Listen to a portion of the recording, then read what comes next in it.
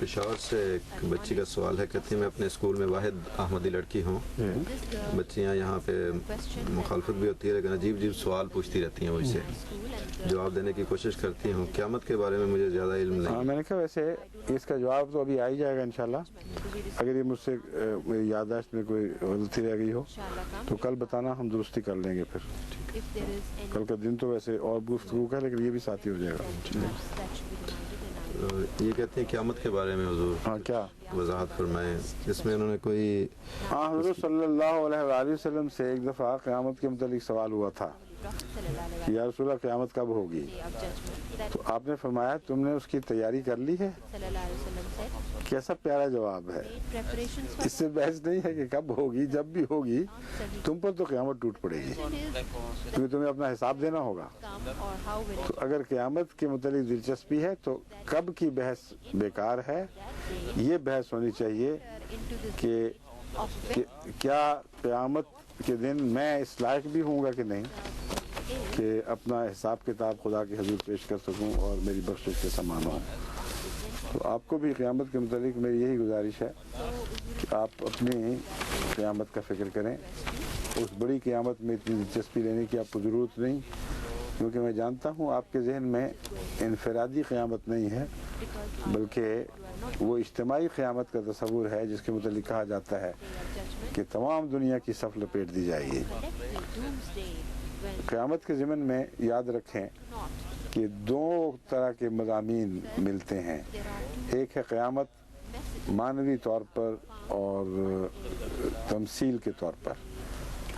ایسی قیامتیں قوموں پر پہلے بھی آئیں اور قوموں کے حالات تبدیل ہو گئے اور بڑے بڑے انقلابات واقع ہوئے، ان کو بھی قیامت ہی کہا جاتا ہے.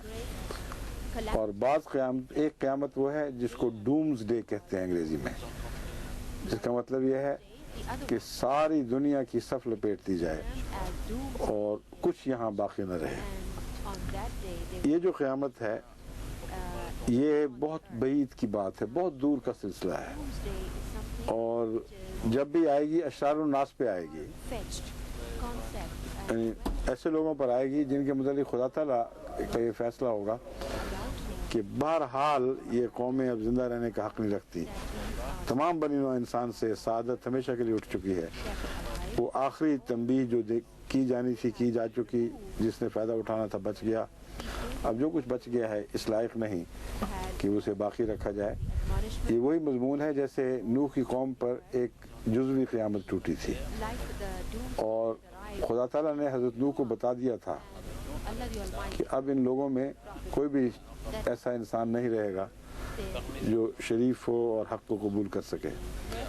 تو اسی لیے حضرت نوح نے دعا یہی کی اللہ تعالیٰ سے کہ اے خدا اب ان کو مٹا دے کہ ان میں کوئی ایسا وجود نہیں رہا جو پاک بچے جنے اور پاک نسل کو آگے بھیجے. تو فاجر و فاسق پیدا کرنے ہیں اور ان کے سوا کچھ یہ نہیں کر سکتے، تو ان کو مٹا دینا بہتر ہے. بس ایک نمونہ خدا نے ہمیں ماضی میں دکھا دیا کہ قیامت کیسی آتی ہے اور کیسے لوگوں پر آتی ہے. ایسے ہی حالات جب عالمگیر ہو جائیں گے تو پھر ایک قیامت آئے گی، اس میں دلچسپی لینے کی کوئی موقع نہیں ہے. انسان کو اپنی فکر کرنی چاہیے اور اپنی قیامت کی فکر کرنی چاہیے. اور جہاں تک انقلابات کا تعلق ہے، اس قیامت کا ذکر قرآن کریم میں لفظ سا سے ملتا ہے. السا اسے بھی قیامت کے معنوں میں سمجھا جاتا ہے، مگر در حقیقت اس کا زیادہ اطلاق روحانی انقلابات پر ہوا کرتا ہے. چنانچہ حضرت صلی اللہ علیہ وسلم کے متعلق بھی قرآن کریم فرماتا ہے اقتربت الساعۃ وانشق القمر، کہ دیکھو چاند دو ٹکڑے ہو گئے جب رسول اللہ علیہ وسلم نے انگلی اٹھائی. کس بات کی علامت ہے کہ قیامت بہت قریب آ گئی ہے. وہ قیامت اگر ظاہری قیامت ہوتی تو آج 1400 سال سے زائد ہو گئے، وہ کہاں قریب آئی اور کہاں چلی گئی. بس صاف ظاہر ہے کہ جس کی انگلی کے اشارے سے چاند دو ٹکڑے ہوا ہے، اس کی عظیم طاقتوں اور اس کے سے تعلق رکھنے والے ایک انقلاب کا ذکر تھا. اس میں خدا تعالیٰ نے انقلاب کی طاقتیں رکھی ہیں. اور عنقریب اس قوم کی کیا پلٹ جائے گی. ایسا ہی ہوا. اس معنی میں قیامت کا دوسرا ذکر حضرت مسیح کے حوالے سے ملتا ہے.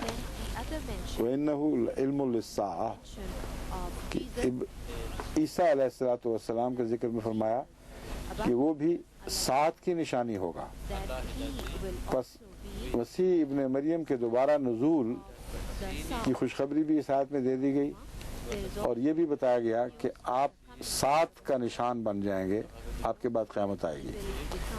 احادیث میں اسی طرف اشارہ ہے جب یہ کہا جاتا ہے کہ قیامت قریب ہوگی. اور مولوی پوچھتے ہیں کہ اگر یہ مسیح سچا تھا, یعنی مسیح علیہ السلام, تو وہ قیامت کہاں گئی؟ تو ان کو ہم کہتے ہیں کہ تمہیں پہلی قیامت کون سی نظر آ گئی ہے؟ جو 400 سال پہلے آئی تھی. وہ دیکھ لو تو پھر دوسری قیامت دکھائیں گے. وہ روحانی اور عظیم روحانی انقلاب ہے جو آ بھی چکا اور تمہیں دکھائی نہیں دے رہا.